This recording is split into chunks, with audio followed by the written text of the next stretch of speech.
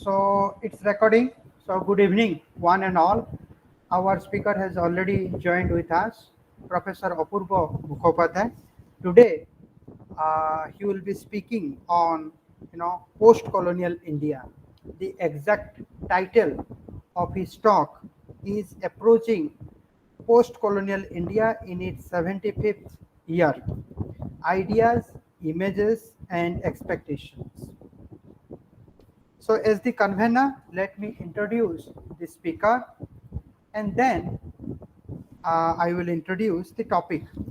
So today's speaker, Professor Apurba Mukhopadhyay, though he is just an MA in political science, yet he has more than 20 years of professorship in his credit. He is a retired professor, primarily taught in the Burdwan University more than 30 years. Then he served Netaji Institute for Asian Study, Kolkata, as professor for another 10 years. So 10 years at the Burdwan and 10 years in the Netaji Institute for Asian Study. So he has supervised, n number of, PhD and MPhil research scholar. He was associated with a number of research projects sponsored by the Planning Commission of India, Ministry of Empowerment and Social Justice, Government of India, Department of Panchayats and Rural Development, Government of West Bengal. He has published many articles in journals, newspaper, in books, in both English and Bengali language. He has co-authored 2 books, edited 2 books, wrote 2 books on contemporary Indian politics. As I have already said that today he will be speaking on approaching post-colonial India in its 75th year. Now this talk or lecture is all about our approaches to post-colonial India, passing through the 75th year of its eventful career. Over these many years, we have experienced with India, that is Bharat, or India versus Bharat, with secular India versus Hindu India. There were democratic sections, what is that called? Democratic sanction for or against all such fractured image of post-colonial India. The speaker underlines 4 distinct but interrelated visions, giving shape to the idea and image of India. The first, Tagore's spiritualism, shared by Vivekananda and Aurobindo, viewing India as civilization and culture without the territorial boundedness. Second is the pragmatism of Gandhi, shared by Nehru and Ambedkar, with some critical reservation accepting India as both a nation and a state with territorial boundedness, following the colonial vision but going beyond it. The third is the Marxist vision of the state, with many nationalities with distinct linguistic and cultural aspirations, following the Leninist concept of unity and autonomy of the nation in the course of national liberation movement.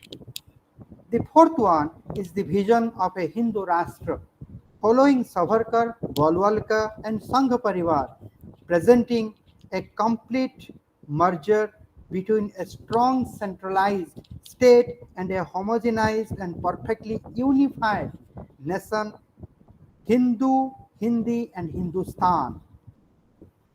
Expectations of the people from post-colonial India remained more or less uncaptured by these ideas and images for lack of their mutual connectivity.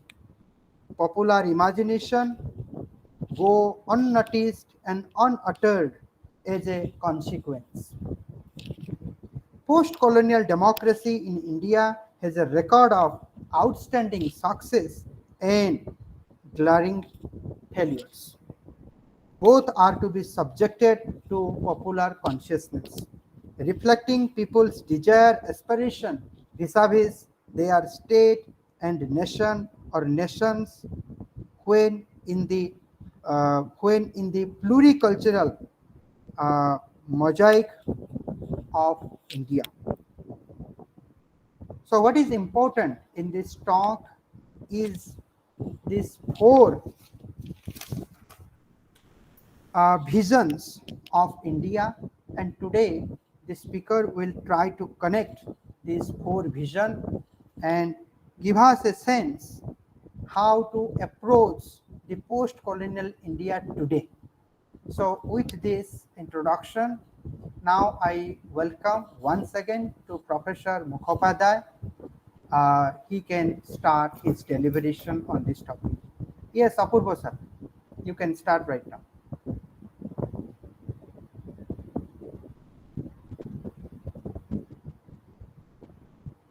Apurba sir,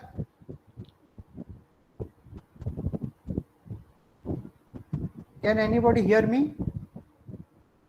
Yes, sir. Apurba sir, can you hear me? Yes, to unmute. Yeah. Apurba sir, you have to unmute.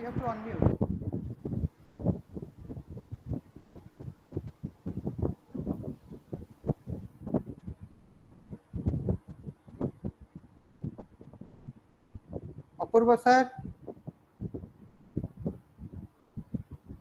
you have to unmute yourself. Yes. Can you hear me now? I can hear you, we can hear you, but we want to see your face. You can unmute your video also as well. Many, but I have been asked by Orun, my friend, to become invisible, and I would like to oblige Orun by making myself invisible for the time being. Okay, sir. Huh?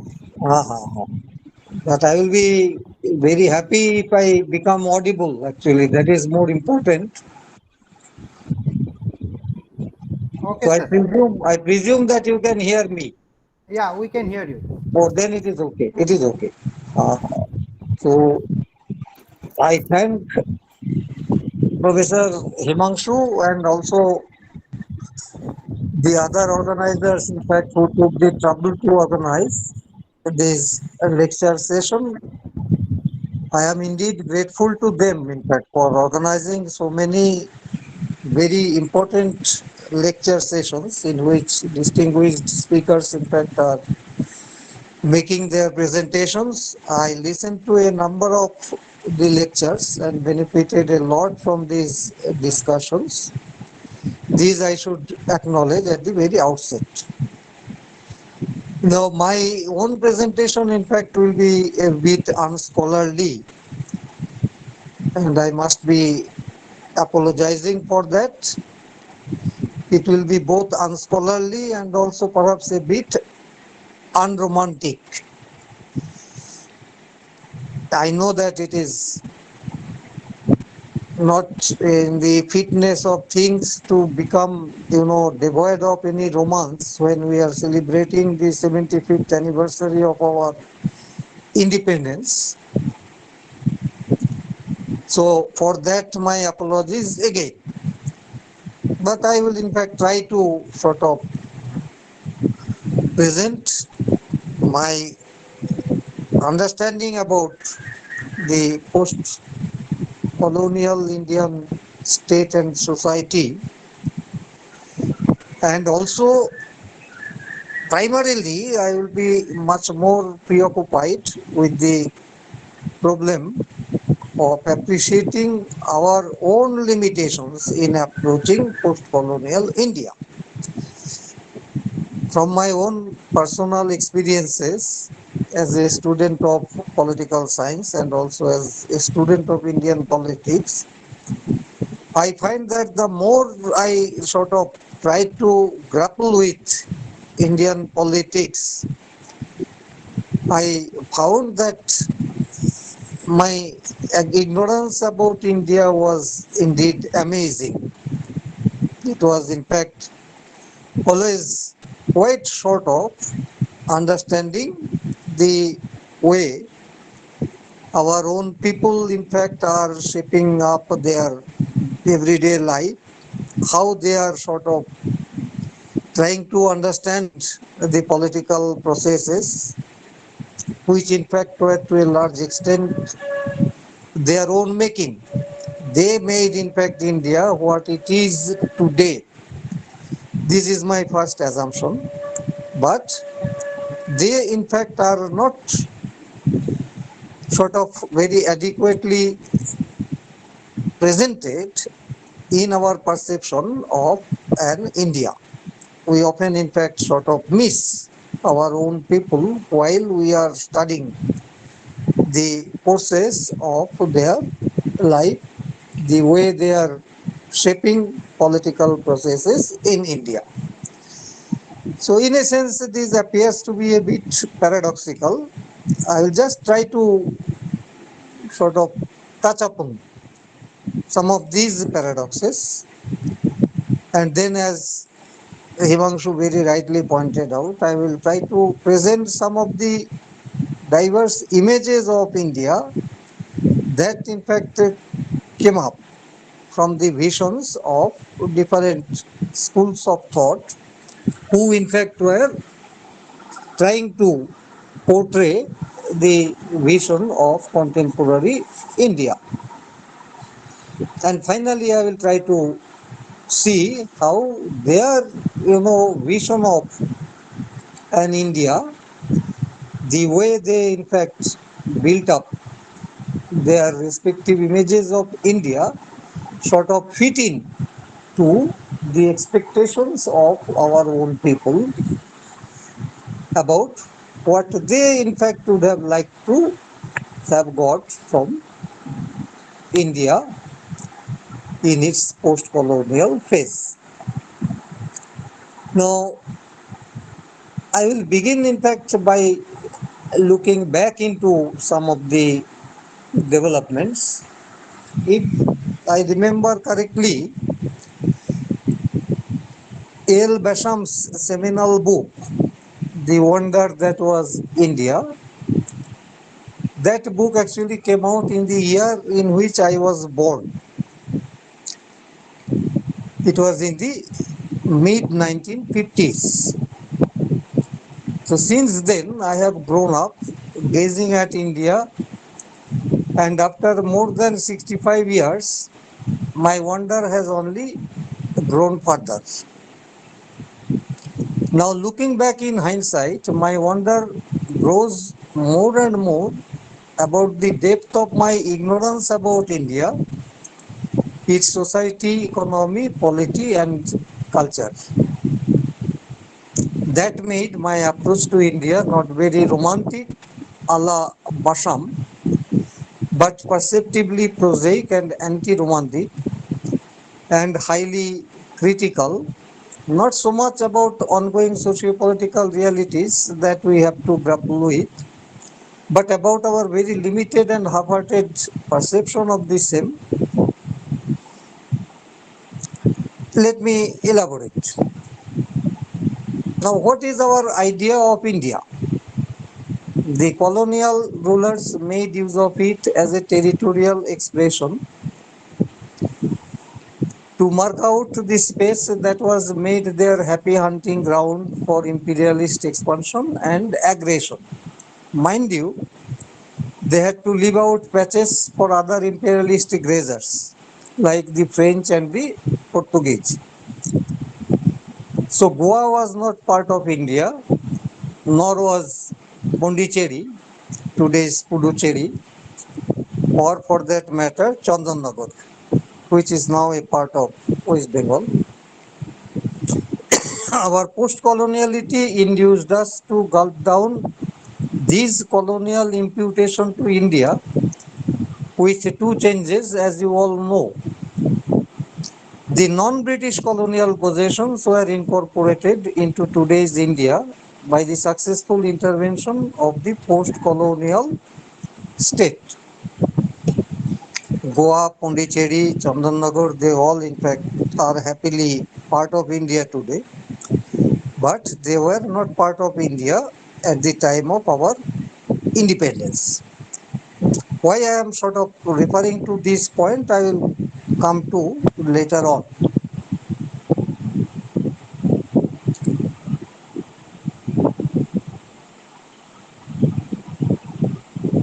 The second change that was sort of brought about by our post-colonial Indian state was the merger of so many princely states, which were now integrated to India, excepting a few honorable exceptions which opted to join Pakistan. Anyway, the territorial issue was more or less settled.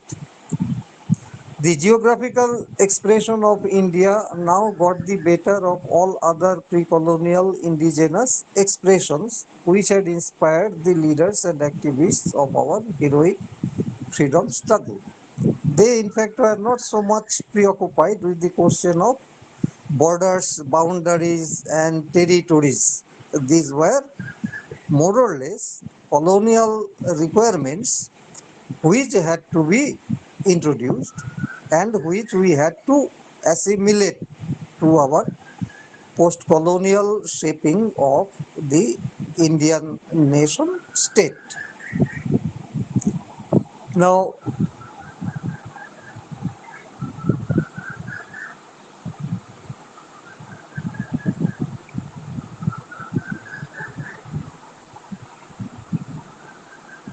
many of our nationalist leaders and visionaries during the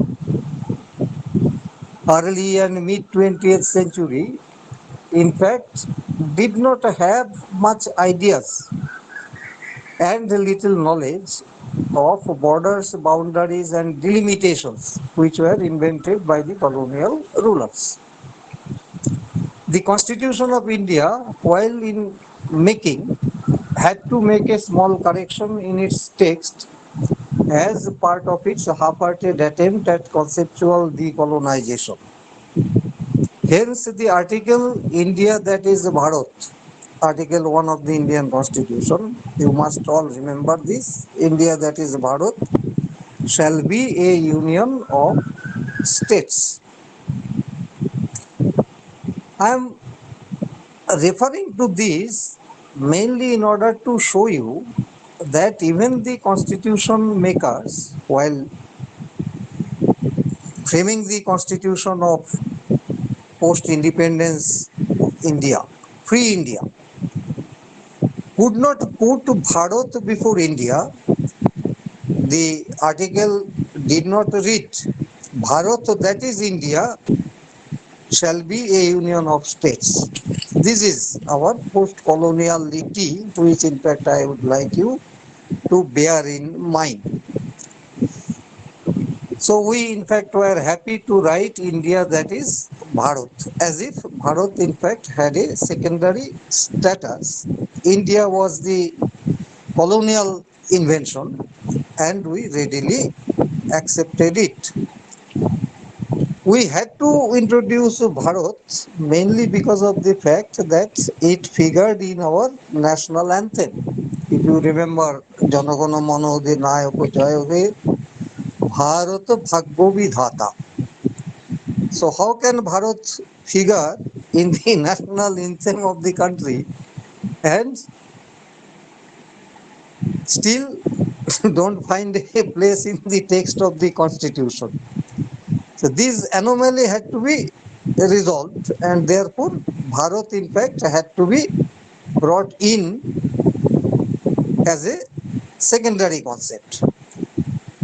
It was like saying that Portillo was India's Machiavelli, although Portillo was born 2000 years before Machiavelli. We in our post-coloniality would always be happy to say that Portillo is India's Machiavelli because we will not have the audacity to say that Machiavelli was the Portillo of Italy because that will be blasphemous. That will not be acceptable. And we in fact remained happily reconciled to this kind of a position.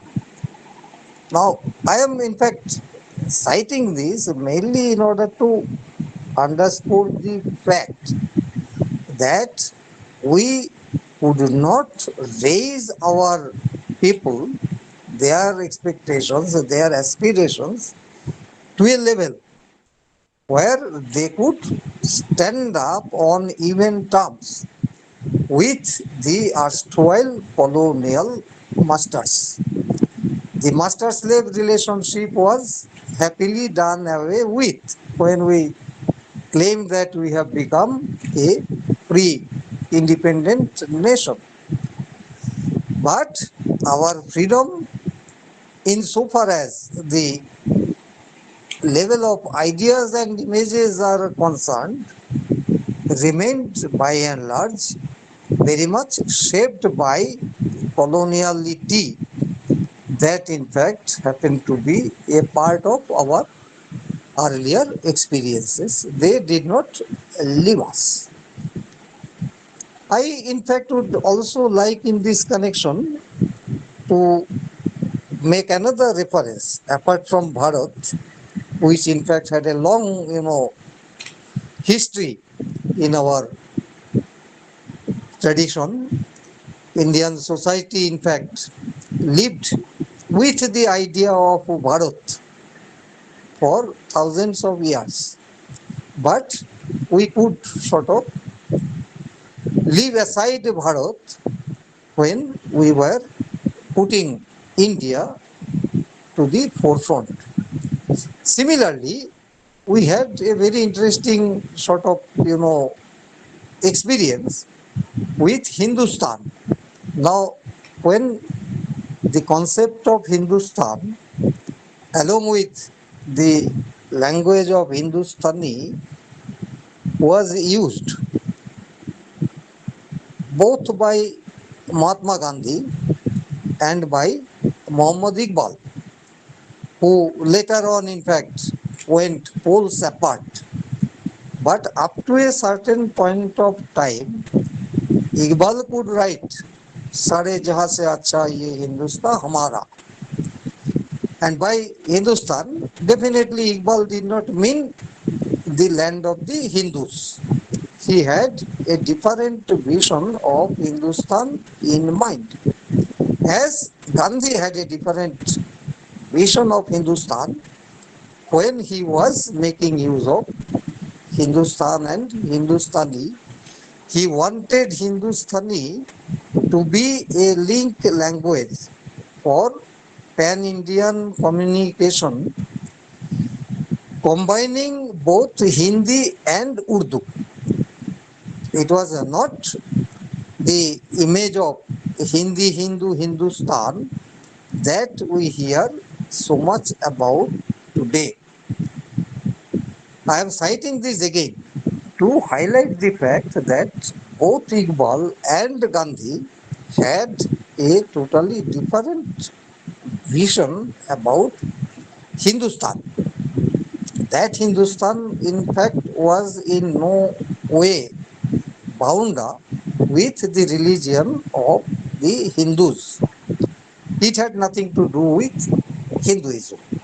So it was actually an afterthought, and this afterthought, in fact, was brought about not so much by the aspirations or the expectations of the common people of this country.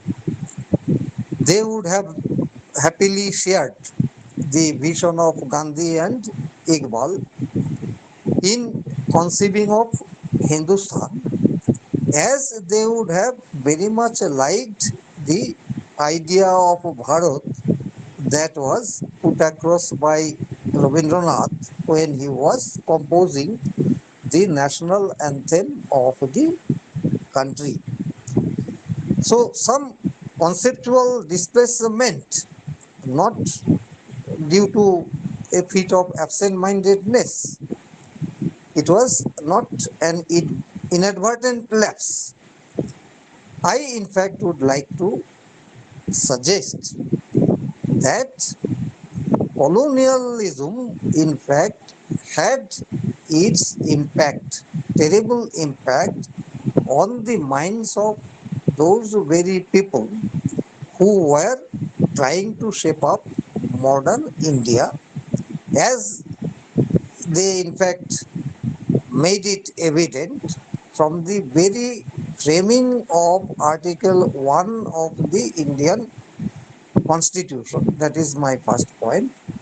And my second point is that there were many other instances where the colonial hold on the mindset on the framers of the constitution as well as the makers of contemporary India in fact played a key role. We were in fact not so much decolonized as we had conceived ourselves to be. We are still a long way to go to decolonize ourselves. And that way, in fact, the point that in fact I would come to at the end of my lecture, they in fact were far from fulfilling the expectations of the people of this country. The people of this country who fought against British colonial rule were basically fighting for creating an India which will be truly theirs, which will be their own, where they will have every opportunity to flourish.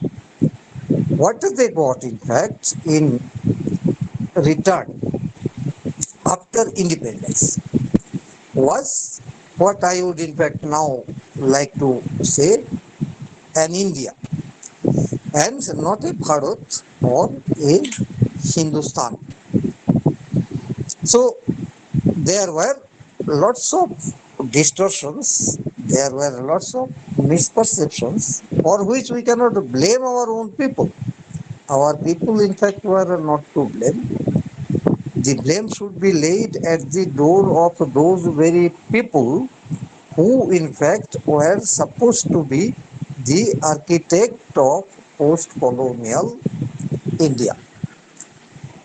Now, what were the different images of India that, in fact, they had before themselves, from which, in fact, they made their choice? That, in fact, would be the next part of my presentation. Now, the first point that I made was that there was a vision of India which was not territorial or geographical, which was much more cultural, civilizational, and which was also, by and large, people centric. I would like to sort of emphasize this point. If we do some serious reading of the texts of Rabindranath, Vivekananda, or Aurobindo, all of which, in fact, all of whom were more or less described by their commentators as idealist philosophers, as visionaries who were not connected with the people of the country. They were totally wrong in a sense, because the very idea of India or Bharat that Rabindranath had in mind was an India or a Bharat that in fact would basically represent the warm human relationships of the common people of this country, cutting across religious, linguistic, cultural, ethnic divides. Tagore, in fact, made no distinctions on the basis of any of these parameters. To him, it was basically a gathering, a kind of mela. He used to make very frequent use of this, concept of Mela. Mela is where we come together. It is referring to a gathering of people, and Tagore also made it very clear that this gathering is not sort of dictated by any authority. This gathering is spontaneous. When people come together on their own accord, just in order to share the warmth of human relationship that we mostly come across in a mela, in a village fair, for instance, we find through India. That was Tagore's version of it. He also referred to the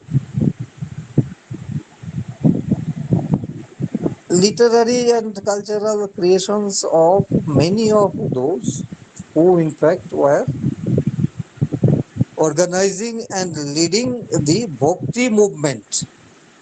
Tagore, in fact, was full of praise for Dadu, Kabir, Nanak, Sri Chaitanya, Lalan Fakir, and so on and so forth. In fact, his religion of man was as a text, mainly inspired by this indigenous popular tradition.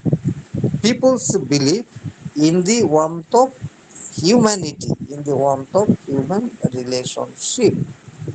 Now, that does not sort of go by any sense of borders or boundaries. That is always trans border, trans boundary. That is not sort of affected by any kind of delimitations. Now, if we go through some contemporary utterances of many of our political leaders, sometimes they talk about the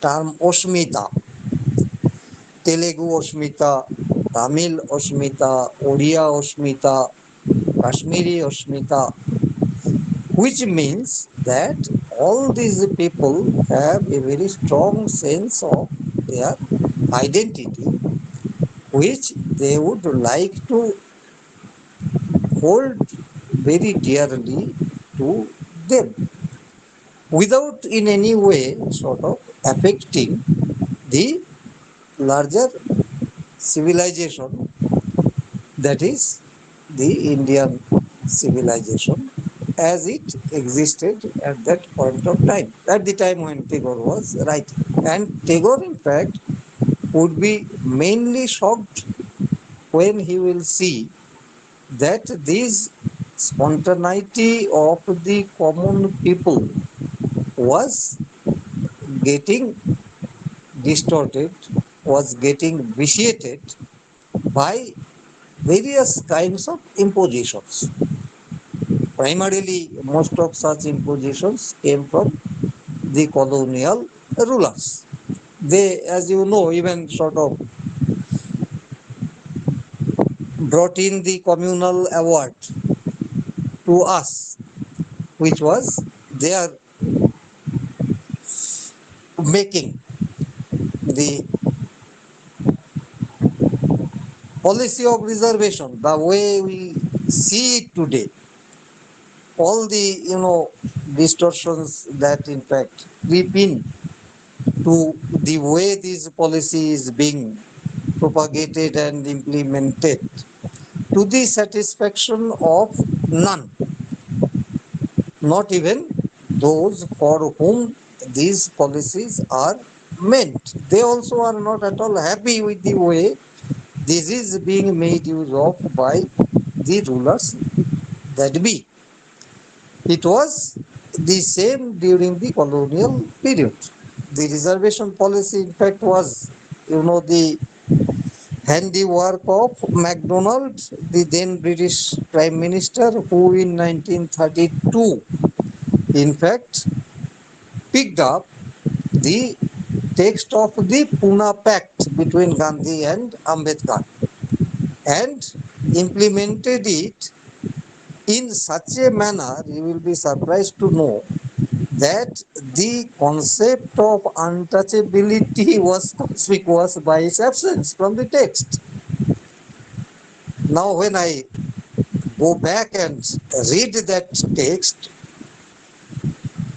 which in fact was accepted jointly by Ambedkar and Gandhi, I feel, so mentally upset. How could such a pact take place without any mention being made of the practice of untouchability therein? And you must remember that in the 1935 Act, Constitution of India Act 1935, untouchability was not mentioned, not to speak of making it a punishable offense. For that, we had to wait till 1950, when in the new Constitution of India, happily, I am sorry to say this, because Gandhi was no longer on the political scene, Ambedkar, now as the chairman of the drafting committee of the Constitution, would take the liberty to bring in the issue of untouchability, making its abolition a constitutional mandate and making the practice of untouchability a punishable offense. But funnily, we had to wait for another 5 years for the passing of an act. The Untouchability Offences Act was passed in the year 1955. So, from 1932 to 1955, a long stretch of time, untouchability in fact went on with almost complete impunity. And in disgust, as you all know, when this act was passed, Ambedkar was already so much disgusted with the political scenario around him that he renounced Hinduism, embraced Buddhism just a few months before his death. In 1956, Ambedkar joined the Buddhist sect. He ceased to be a Hindu altogether because by that time he lost all faith in the Hindus. Now, this again gives us some glimpses into the range of our frustrations. We had some very good images of our country. Particularly, I would highlight the image that was created by Tagore and supported by Vivekananda and Aurobindo during their lifetime. That image, in fact, was set aside completely by those who, in fact, took upon themselves the political leadership of the freedom movement. What about Gandhi and Nehru? I, in fact, again would appear to be, a bit out of place when I say that Gandhi, Nehru, and Ambedkar had certain things in common, notwithstanding all the differences. In fact, I was referring to differences between Gandhi and Ambedkar. There were many differences between Nehru and Gandhi.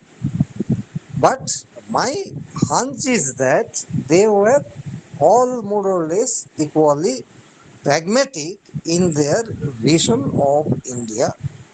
They accepted the fact that they sort of, inherited from the colonial rulers that India has to be a nation state. Tagore, in fact, was opposed to both nation and state as he was opposed to race also, and therefore he was marginalized, as was many of his followers.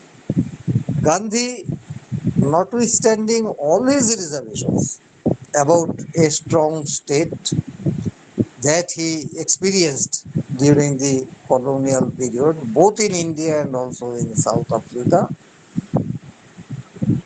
willingly accepted that a state had to be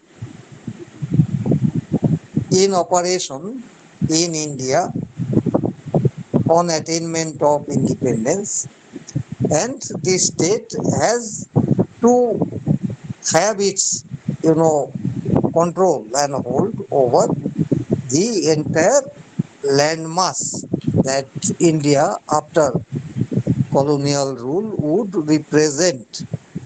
But Gandhi continued with his arguments in support of the village autonomy, in support of the Panchayati Raj system.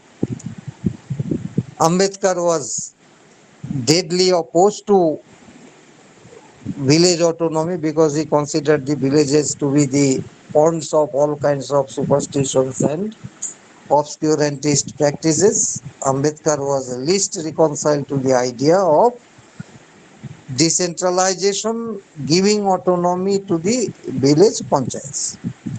Nehru, with his pragmatic bent of mind, decided for a middle course. He put the idea of the Panchayati Raj institutions in the section on directive principles of state policy. You know very well the status of the directive principles of state policy in the Indian constitution. It was a kind of relegation. So panchayats were relegated to the status of a pious wish which the state may be fulfilling if it so desires, but it was not mandatory on the state. So that was actually the fate of Gandhi's Panchayati Raj, and Gandhi in fact had to make compromises on many other points as well. Right from 1946, Gandhi's decline started, and he had to almost go out of the political scene even before he was formally assassinated. He, in fact, had the misfortune as the father of the nation to father two nations. He could not sort of remain true to his claim to be fathering only one nation. He had to bear with the partition of the country. So, in so many ways, actually, Gandhi died, in fact, before his formal assassination that was effected in 1948. Leaving these differences apart, all these, people more or less were reconciled to the colonial vision of a nation state that would be suitable for India.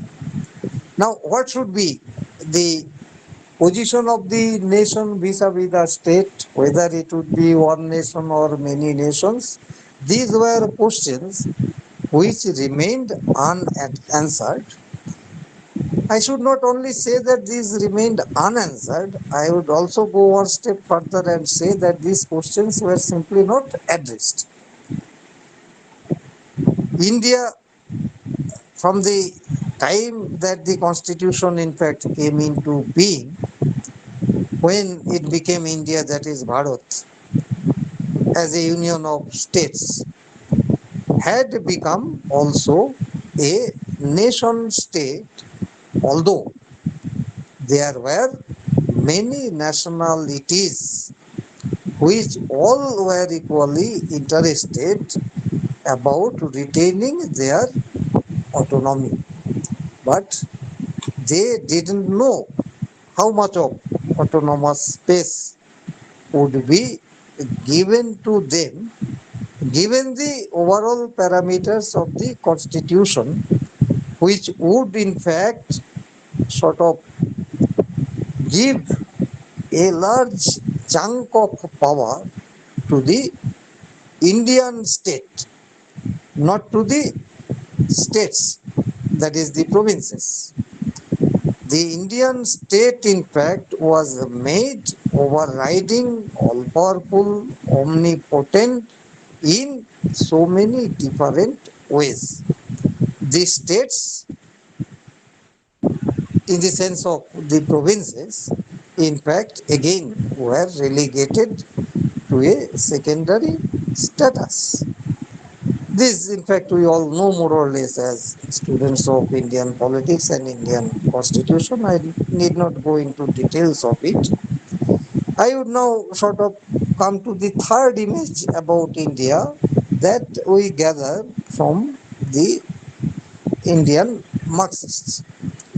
The Marxists, in fact, were very much inspired by the Russian Revolution, and the way Lenin was trying to resolve the nationality question in Russia right from the beginning of the revolution down to the formal creation of the USSR, that is the then Soviet Union.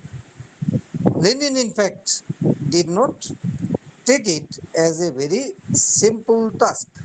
He knew that a post-revolutionary Soviet Russia would have to contend with the aspirations of so many distinct nationalities, each sort of remaining highly conscious and committed to their respective nationalities. So Lenin, if you remember, notwithstanding the fact that the Soviet Communist Party had absolute command over the newly created state, had to lay down the principle of national self-determination for all the nationalities, theoretically at least, conceding to them the right to secede from the union if they so desired. Lenin's, expectation was that they would decide not to secede because of the ample opportunities of self-expansion and self-development that each of these nationalities would be offered in the post-revolutionary society in Russia. Whether that sort of came about in reality is a different question altogether.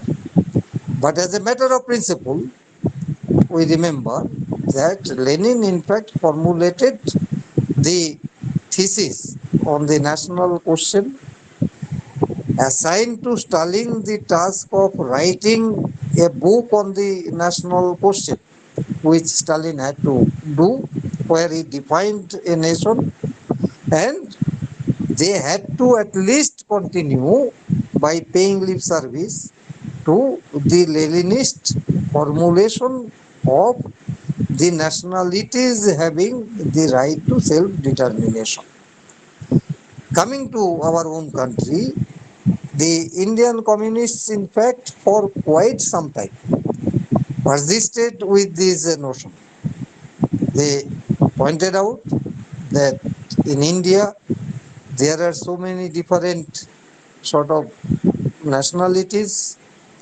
They have linguistic differences, cultural differences, ethnic differences, and each of these unit in fact demands a space for their independent flourishing.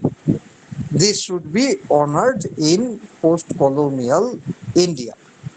So the nationalities should have the right of self-determination. This was sort of put into the program of the communist parties from the first Congress down to the ninth political Congress of the CPI in 1972 in Madurai Congress of the CPI-M. Now the Communist Party got split between the CPI and the CPI-M. The CPI-M in 1972 removed this, principle from their programs. Now the Communist Party no more harps on the principle of the right of self-determination of nations. Now that means that the Marxists in fact could remain, steadfastly committed to what they initially promised. And we can see how most of the provinces in India, in fact, continued over the years to lose their autonomy. Many communities, in fact, were not in a position to hold on to their respective identities. And now, to prove ourselves citizens of India, we have to carry our voters card, PAN card, EPIC card. In none of these is there any mention of our regional, ethnic, or linguistic identity. We are made citizens of India, and we, in fact, can sort of hold on to that identity only on the basis of these identity cards. Cards which, in fact, are given to us at the behest of the Indian state. Now a situation, in fact, has come up in which even after your death, there is complete uncertainty whether you will be safely sort of put into the funeral unless all your cards, in fact, are kept ready. So we old people, in fact, always have to sort of make others around us aware as to where our cards are lying. The moment I die, they have to jump on the EPIC or the Aadhaar in order to ensure that I am safely allowed to be burnt or taken to the burial. So this is what is the actual situation that we are arrived at. And finally, there was also an image right from the beginning of the colonial days of projecting India as a very strong national state where there will be only one nation, that is the Hindustanis. There will be only one religion, that is Hinduism, and there will be only one state, that is the almighty, all-powerful Indian state. So one state, one religion, one nation. That was the idea behind Hindu, Hindi, Hindustan. It was a totally different conception of a Hindustan. A Hindustan that was not sort of conceived of either by Gandhi or by Iqbal. It was a different conception of Hindustan That was the creation of the minds of Golwalkar, Savarkar, and Agrawal and the Sangh Paribar, who in fact projected an image of a very strong India that would be built around one major religion, that is Hinduism. All who are not Hindus would be relegated to a secondary position. They will become second class citizens, so to say. Similarly, Hindi should be the language. I am happy to learn that the people of Odisha also, in fact, have protested against this attempt at imposition of Hindi on the people of this country. I know that people of the eastern region, along with those in south, those in the northeastern region, in fact, will refuse to buy the argument that Hindi should be adopted as the link language. There was, a different vision of a link language that was mooted by none other than Mahatma Gandhi, whose name we always sort of evoke. From the BJP to all the centrist socialist parties, they all sort of go by Gandhi's name. Now, Gandhi also wanted a link language, but Gandhi wanted that language to be a blend of both Hindi and Urdu, which were then the dominant languages in undivided India. After partition, in post partition India, neither Hindi nor Urdu, in fact, could be imposed on a large chunk of the people. People in South, in fact, would be least interested in embracing Hindi as a link language.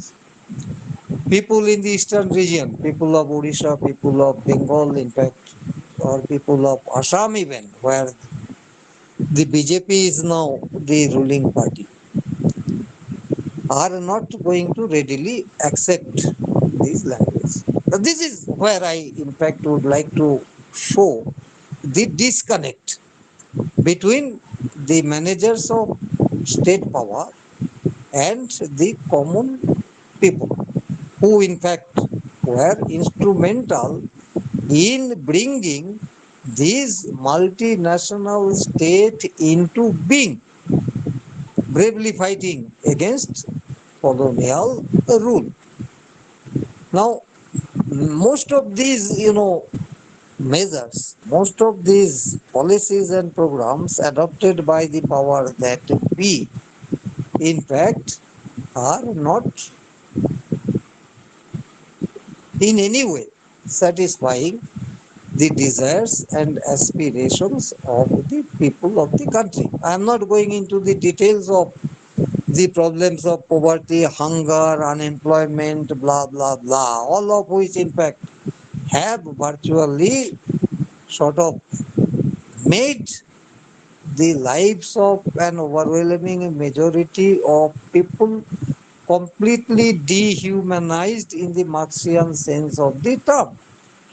They are simply not allowed to live a human life. They are forced to become totally dehumanized under the onslaught of capital, which is now becoming globally so powerful that they in fact affect the lives of each and every individual in all the nooks and corners of the country. Even people living in the remote villages, whom Gandhi once considered to be free from the contaminating vices of colonialism, cannot now claim to be enjoying any kind of freedom from the clutches of neo-colonialism, when your potatoes are converted into potato chips, you lose the price of potato and you have to buy potato chips manufactured by others in the corporate world. When most of your products, in fact, are appropriated at a very cheap price, and you, in fact, are made to buy things at a very heavy price, which is dictated by agencies which, in fact, are far remote from the borders and boundaries of your country. So now, in a different sense, the idea of the border and the boundary is completely melting, and that is under the global onslaught of corporate capital. It doesn't sort of, brook any border. It does not believe in any boundaries. It nestles, settles everywhere. It goes everywhere and creates a world after its own image, as Marx and Engels said long back. Now, this is the situation in which we are in at the moment. Before I conclude, I will raise one more, you know, point for you to debate and then stop. I sometimes wonder, why did India become a democracy? In fact, when I was going to write a book on post-colonial democracy, this question, in fact, began to haunt me, and I would like to share this with you. I was surprised that the British colonial rulers, in fact, had no sort of reason to make India into a democracy. They were least interested because they wanted autocracy to be the weapon to rule over India. And they, in fact, had no reason to offer democracy to the Indian people. And Amartya Sen very rightly said that if the colonial rulers, in fact, brought democracy to India, why is it that they failed to bring democracy in so many other countries which were their colonies? So they didn't have a general plan to democratize the colonies in the name of bearing the white man's burden. They had no such civilizing mission.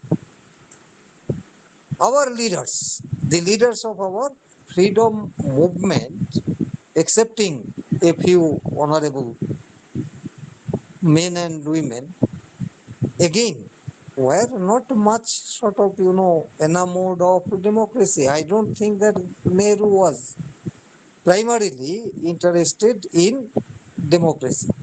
Michael Brescher, in his biography of Nehru, very clearly quoted Nehru as writing in a mood of self introspection that India wants no Caesar like him.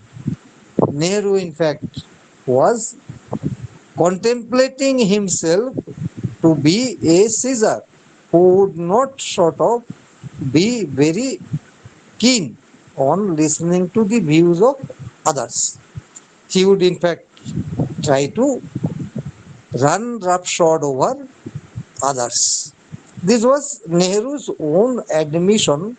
That is what Michael Brescher, in fact, quoted and put across in his very famous biography of Nehru, which he wrote after his long association with Jawaharlal Nehru.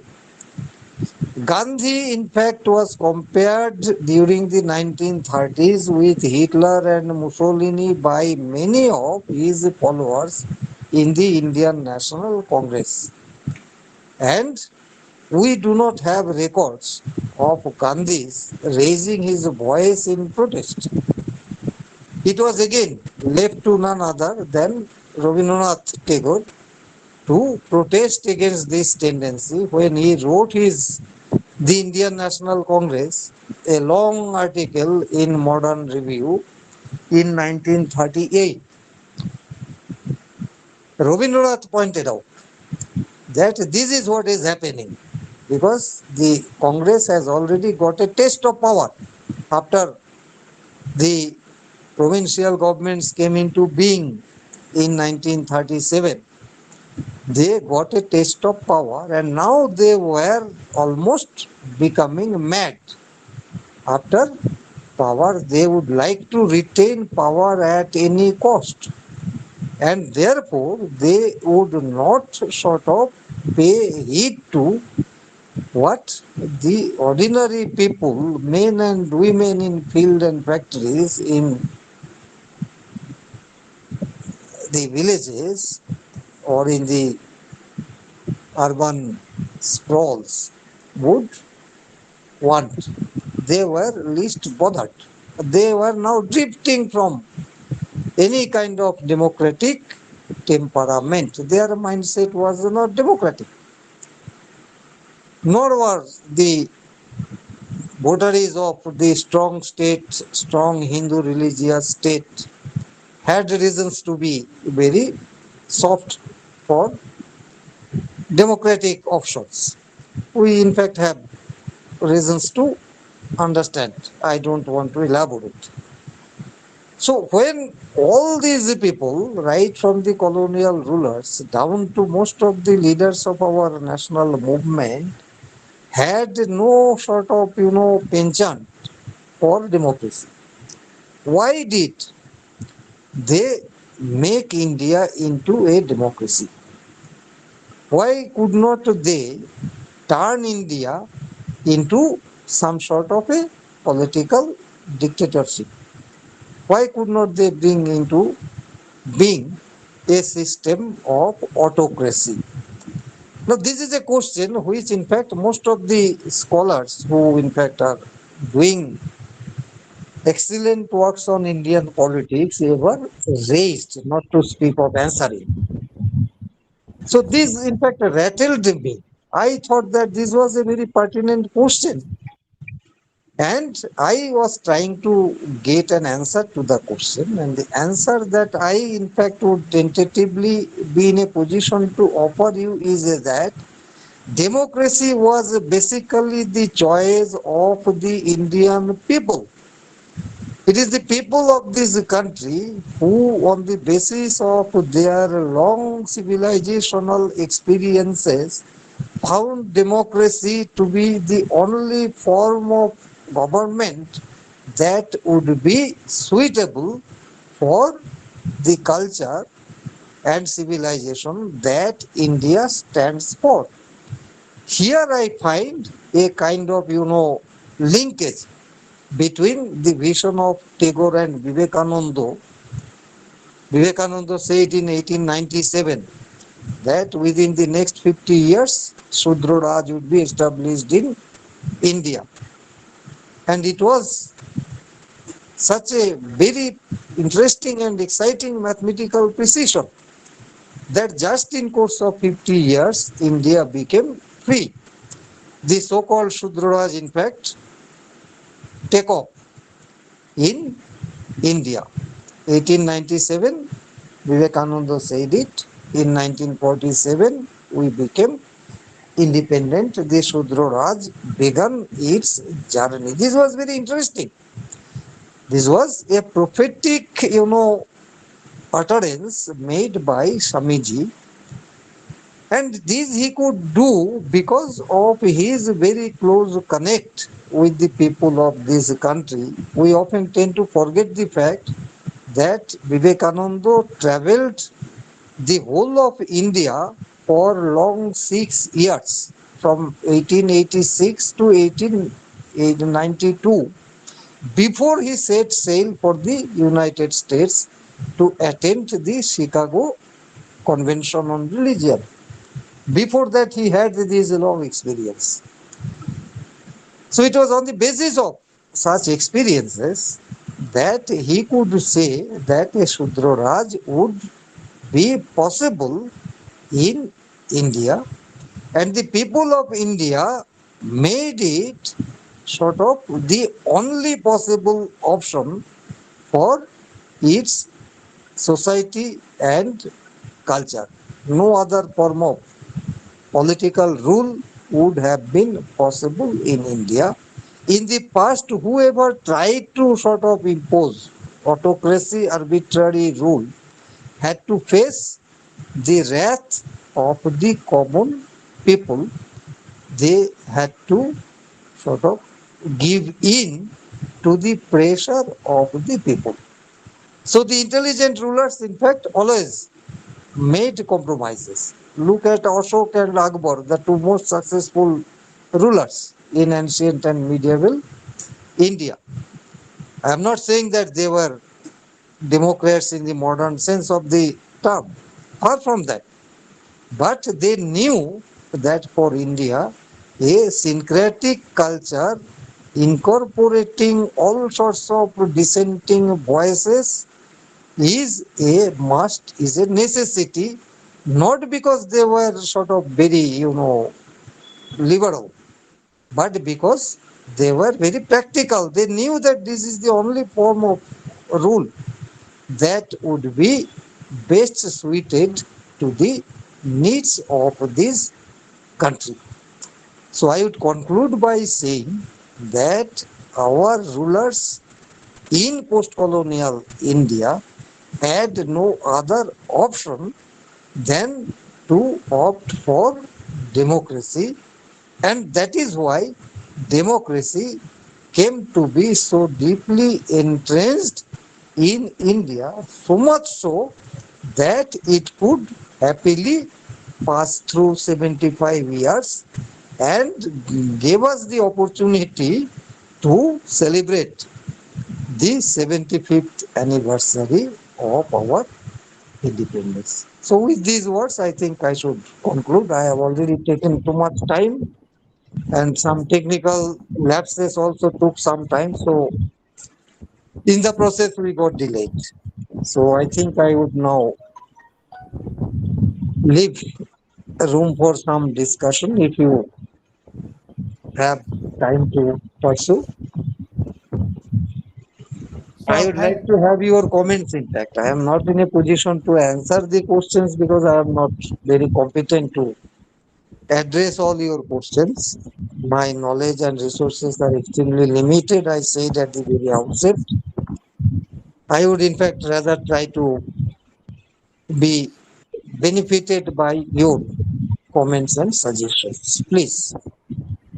thank you, Apurva sir. Thank you for your deliberation. We missed your video, but your audio, it was actually powerful enough, and somewhere it you know binds all of us. For the first time, I just heard your lecture, and I can say that your lecture is having power to develop a perspective. Right.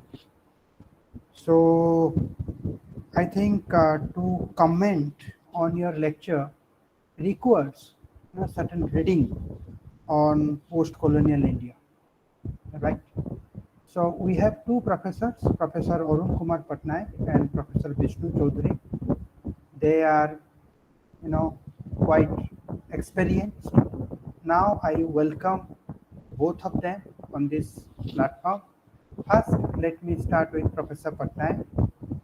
Sir, you may, I request you to, give your observation on this talk so that all the participants will get a scope to learn from your observation.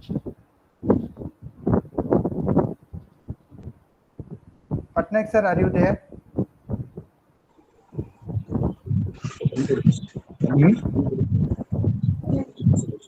Ah,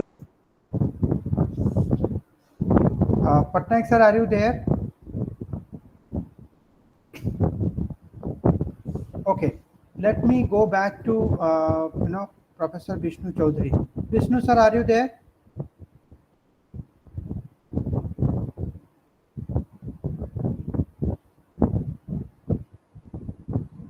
Vishnu sir, are you there?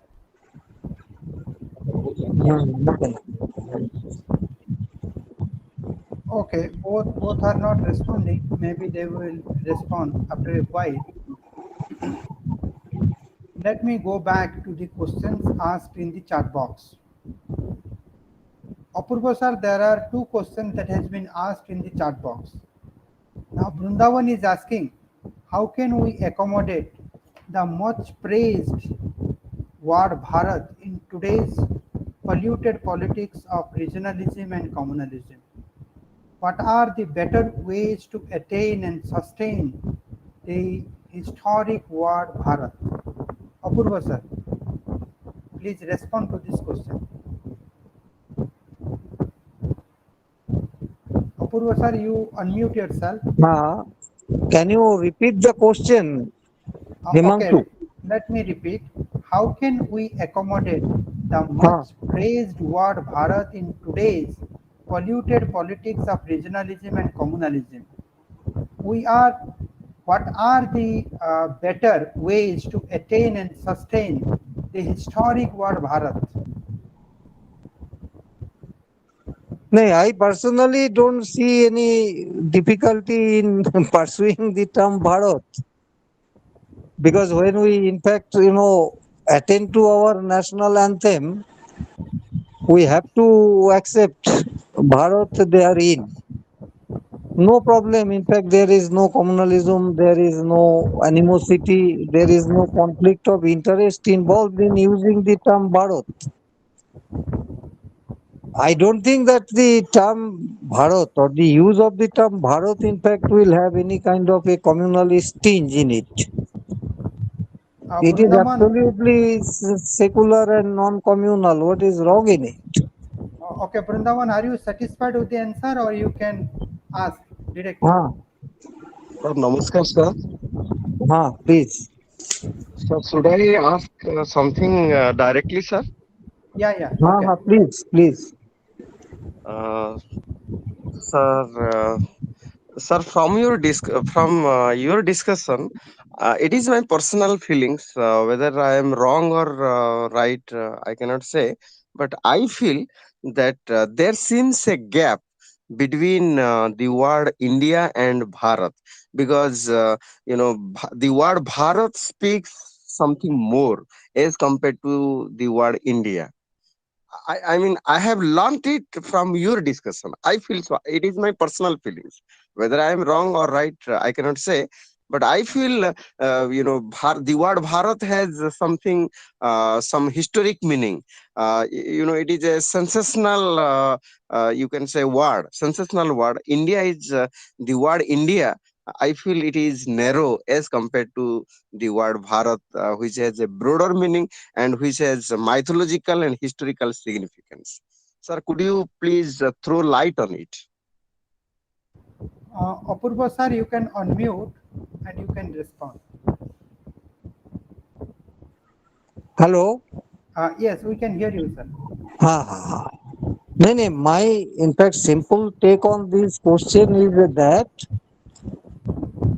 if Bharat was the term that we could live with for so many centuries, how could it be that all of a sudden, at the time of independence, we had to sort of leave it out? And then, because that was not really possible, because we could not sort of delete it from the national anthem. So there was an anomaly. That is what I was trying to refer to.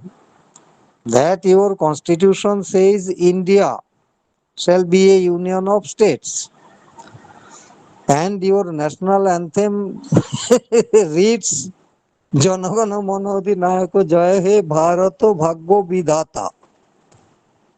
Now, how can you relate this Bharat to the Indian state or nation, as you call it? So that is why, whether I like it or not, Bharat was there. Bharat could not be deleted from our national anthem. So Bharat also had to find a place in the text of the Indian constitution. My other observation is whether we should be more happy with India which is not our own concept at all. And how do you translate India? Sir, If I sir, ask you to that is translate India, you will not translate India as India. So you say Bharat, or I said you can say Hindustan. I don't find anything wrong with Bharat, as I do not find anything wrong with Hindustan. As long as I go by the meaning that was associated with these terms during the pre-colonial and also during the colonial period when we were fighting for India, when we were fighting for Hindustan. And I cannot sort of agree with you that we were fighting for India.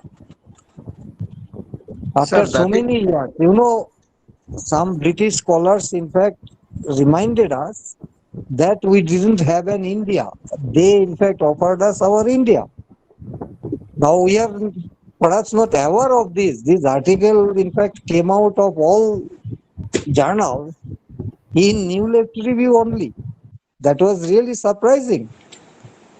And the author's name, if I say, that will also be quite shocking to you. It was none other than sort of um, Perry Anderson, who is known as a British Marxist. So he wrote three essays very recently, most probably in 1920. These three essays came out, where he very proudly proclaimed that we gave India to the people of India. They didn't have an India. I would like to rejoin by saying that it was quite natural for us not to have an India. We didn't want an India. And India was imposed on us. We were supposed to unburden us from India. We could not do that. That was our post-coloniality, as I said again and again. Not only that, we wrote India, that is Bharat. We could not write Bharat, that is India. So this is how, in fact, post-coloniality operates. It is just like, all men are mortal. You cannot say all women are mortal because we are sort of writing it as a male text. All men are mortal is a basically male text. The feminists, in fact, if they are around, they will support me, they will corroborate me. But they might be angry with me if I give another example immediately thereafter. In fact, I used to do it in the classroom when I used to say that the cow is a useful animal. That we can say. We do not say that the ox or the bull is a useful animal. Then cow becomes a common noun, and cow is feminine. We know it so well. Because the cows, in fact, are in a position to enjoy this freedom, the bulls, in fact, will not come forward to question them, to interrogate them, to sort of counter their text by a male text. So, the cow is a useful animal, is conceded. But we have to write all men are mortal, not all women are mortal. Nowadays, it has become fashionable after Amartya Sen to sort of use the pronoun she and her in place of he and his. That is a very marginal correction to a very deep rooted, social and I should say epistemological malice. This is part of our theory of knowledge. The problem is rooted in the very theory of knowledge that we subscribe to. And that was actually the main thrust of my discussion today. It was not so much on the realities in India, but about how we go about Sir, studying and analyzing such realities. sir, the It second is a question is question that of our approaches. Yes. Sir, the second question is that what are the impact of colonialism on Indian education at present time?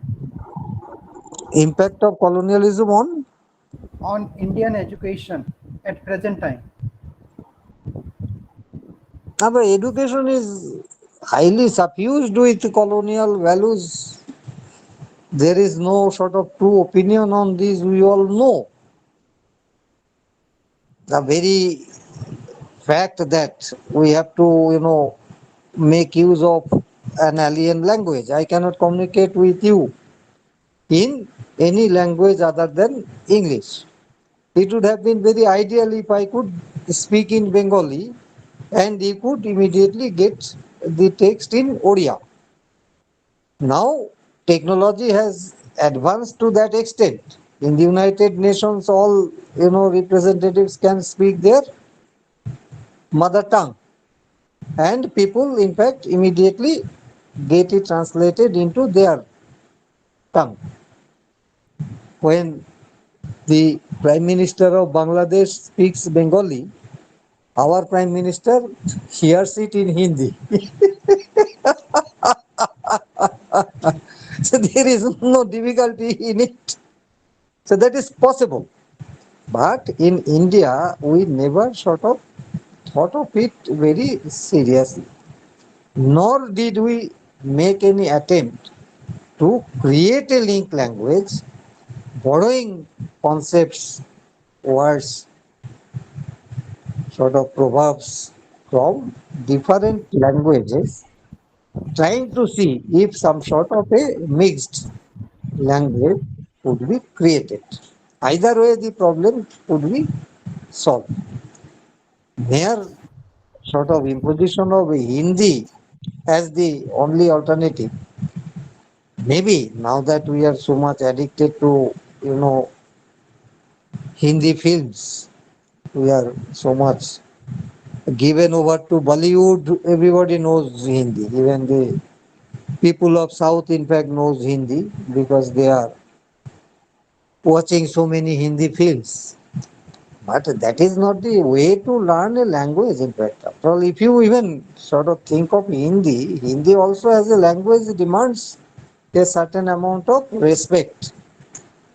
It is not that you casually sort of learn Hindi, and the way, in fact, we hear the use of Hindi in streets these days. In Bengal also, I come across so many, even Bengali people speaking Hindi, and the kind of Hindi they speak is really horrible because I had some experience of spending time in North India, so I know Hindi maybe a little better than most of them.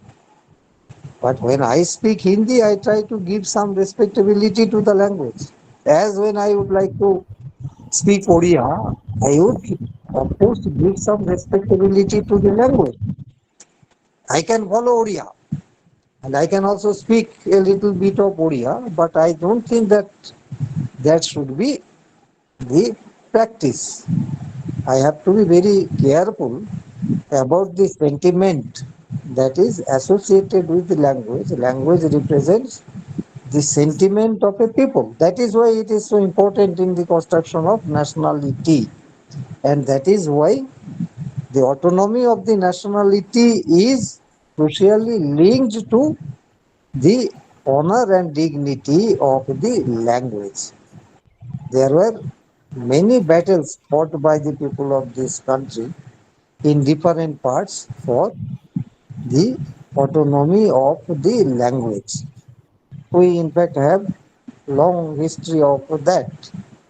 Sir, the third question is that what is the current trend of Uh, Indian democracy? Is it moving towards elected autocracy?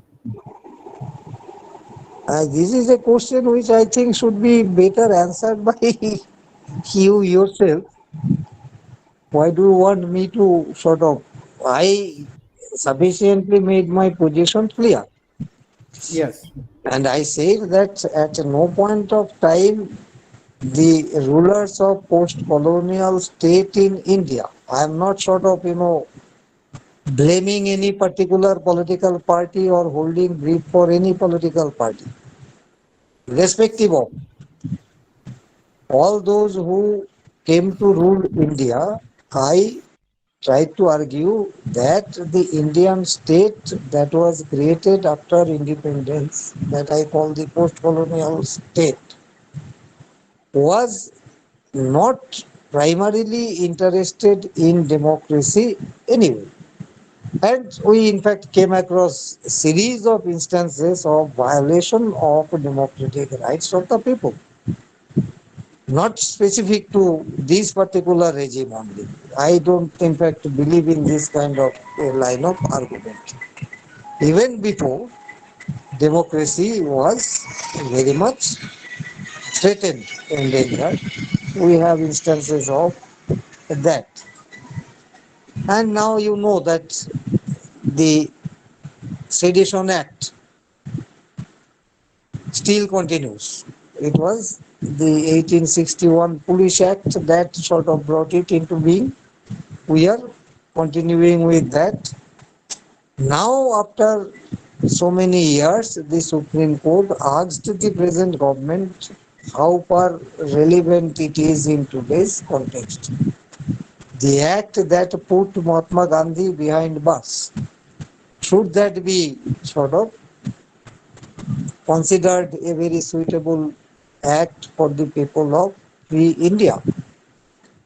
It was again, a funny instance of the way autocracy functions, that this question had to wait for 75 years to be asked.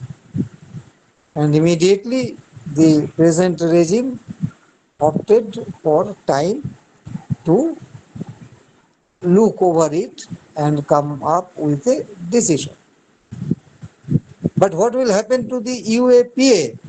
What will happen to APSPA? There are so many other acts, ordinances, laws which are totally violative of the basic democratic rights of the people. So we have many inadequacies, many lapses as far as our democratic experiment is concerned. Sir, I would in fact like to say that ours is a fragile democracy, it's agile. a flailing democracy, but still I would not call it a failing democracy. Democracy still has not failed in India. That is why we can have this kind of interaction, this kind of exchanges.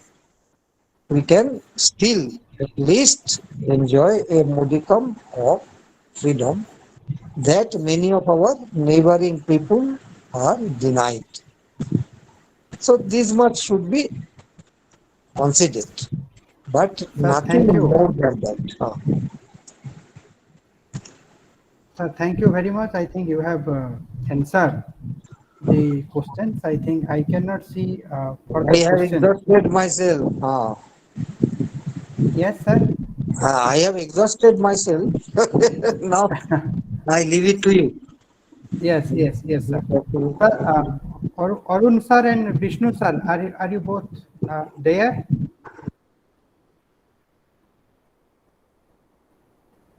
Arun sir?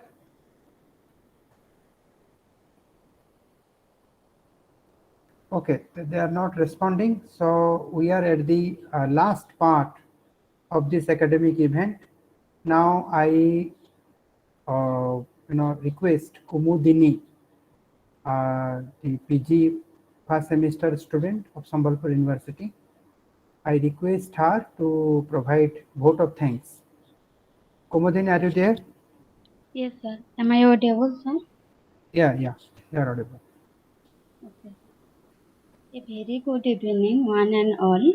Respected keynote speaker of this webinar, Professor Apurba Kumar Mukhopadhyay sir, respected convener of this webinar, Dr. Himanshu Sekhar Mishra sir, respected Professor Arun Patnaik, and respected Professor Vishnu Chaudhary sir, respected Dr. Gyanaranjan sir, and respected other scholars and all the participants. Thank you so much, sir, for giving me this opportunity, and it's my privilege to propose a vote of thanks on this occasion. Uh, First of all, I would like to a very heartily thanks and gratitude to Professor Apurva Kumar Mukhopadhyay sir for your wonderful and informative session on the topic on approaching post-colonial India in its 75-year ideas, image and expectation, and sharing with us your findings and opinion today. We enjoy a lot your session, sir. Thank you, sir. And again, a special thanks to Professor Arun Patnaik, sir, Professor Vishnu Chaudhary sir, Dr. Gyanaranjan sir, and Dr. Vrindavan sir for your presence and involvement in this academic session, um, and for providing immense support to make the webinar success. I would like to thank to our convener Dr. Himanshu Sekhar Mishra sir to motivate us and even guide us to organize such a webinar. Thank you, sir. Lastly, I would like to thank to all who raised the question and all the participants. Uh, Thank you everyone once again for making it a great success. Thank you, sir. So thank you, Kumudini. So thank you on behalf of all as the convener. I'm thankful to all, and especially I'm thankful to Apurba sir. And there are some new faculties. They also joined with us. My own student Sanjay Meher, he joined as an assistant professor in Berhampur University. And another friend of mine who is also colleague of Sanjay Meher, Sarada Prasanna Raut, he was also there with us. So thank you one and all. It was really a wonderful evening with Apurva sir on this topic. So Apurva sir, I am ending this session. Thank you so much, sir. Namaskar. Okay. Hello. Yes, Hello. sir. Himanshu, thank you all very much. Thank you, Let sir. us, Thank you. let us be in touch. I will be happy to interact with your students in future also. Yes, definitely, sir. Of course, Definitely. of course, of course. Yes. And I will settle scores with Orun and Vishnu Dar, no problem. No problem. No problem. I'm regularly in touch with them. Yeah, yeah. uh